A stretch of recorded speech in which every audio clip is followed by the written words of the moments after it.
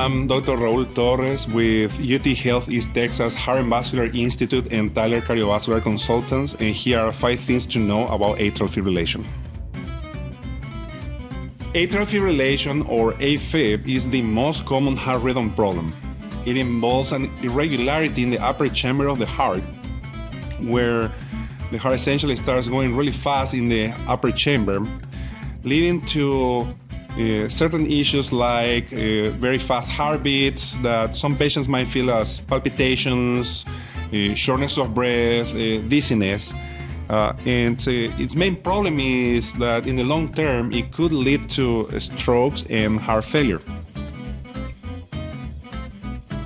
The most common symptom is palpitations, but it doesn't have to be just that. A lot of patients just present with some fatigue, shortness of breath when they move or exert themselves, dizziness, sometimes chest pains.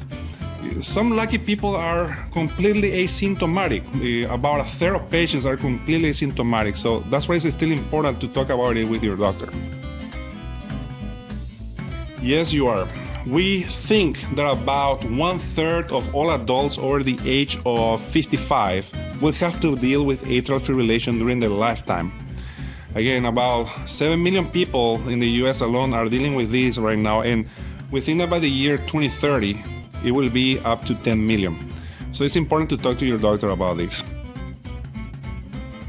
Usually it involves sitting down, talking to your doctor about your symptoms, talking to your doctor about other risk factors like high blood pressure, the presence of sleep apnea, obesity, just being overweight, alcohol consumption, other issues like heart failure.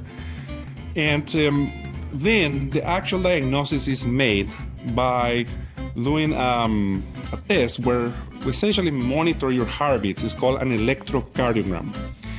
Sometimes it's hard to detect in one visit, and we have to send you home with a monitor.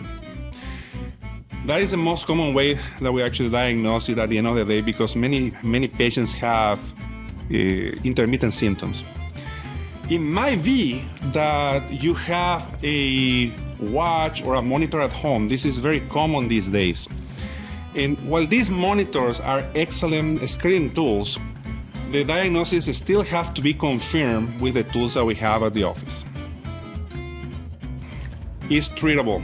We can help you if you have atrial fibrillation. The important thing is you have to have a good relationship with your doctor. There are many things that can be done. The most important thing is assess your risk for a stroke and see what can be done in that part. The second thing is we try to control your symptoms. And we can do this with medications, we can do this with procedures, and many times it's okay to just think about it, talk about it, and plan what to do next. Listen, not everybody is going to benefit from all the great procedures that we can offer you, but everybody is going to benefit from having a good relationship with their doctor.